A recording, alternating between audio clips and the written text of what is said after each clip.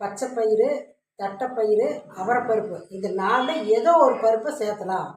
அப்படி சேர்த்துனா நல்லாயிருக்கும். ரொம்ப சிம்பிளான சாப்பாடு. வெங்காயம், அதாவது 1.5 டம்ளர் அரிசி, 1/2 டம்ளர் பருப்பு, அதுக்கு வெங்காயம் 3 தக்காளி, பச்சை மிளகாய் 4, இதுக்கு காரம் எண்ணெய் கடுகு ஆட் பண்ணிக்கலாம். கூடவே சீரக மிளகும் ஆட் பண்ணிக்கலாம்.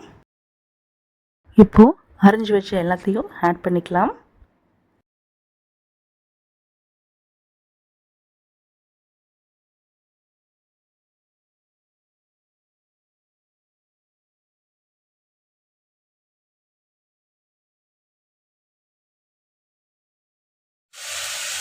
மஞ்சள் ஆட் பண்ணிக்கலாம்.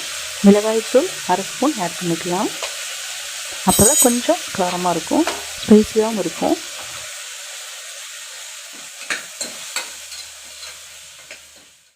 வெங்காயம் தக்காளி நல்லா வணங்கியாச்சுங்க. இப்போது அளவு தண்ணி ஊற்றிக்கலாம்.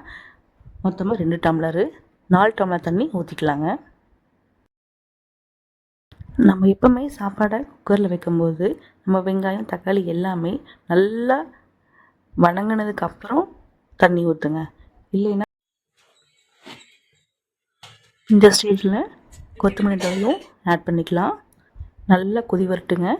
தண்ணி கொதித்ததுக்கப்புறம் அரிசி உள்ளே போட்டுக்கலாம். நல்லா கிளறி விடுங்க.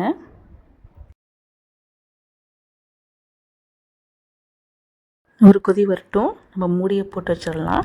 இது ரொம்ப ரொம்ப ரொம்ப சிம்பிளான சாப்பாடுங்க. 5 நிமிஷத்தில் நம்ம செஞ்சிடலாம். கடன்னு செஞ்சிடலாங்க.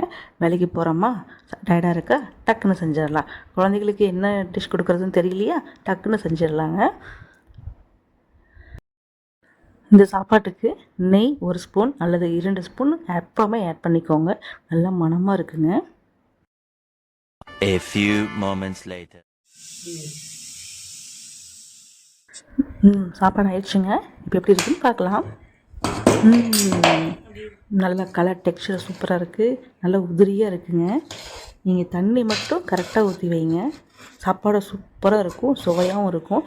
குழந்தைகளுக்கு ரொம்ப ரொம்ப ரொம்ப நல்லது. ரொம்பவும் சிம்பிளான சாப்பாடுங்க. 5 நிமிஷத்தில் பண்ணிடலாம். இந்த வீடியோ பிடிச்சிருந்தா லைக் பண்ணுங்கள், ஷேர் பண்ணுங்கள், எங்கள் பேஜை ஃபாலோ பண்ணுங்கள், சப்ஸ்கிரைப் பண்ணுங்கள். Thank you.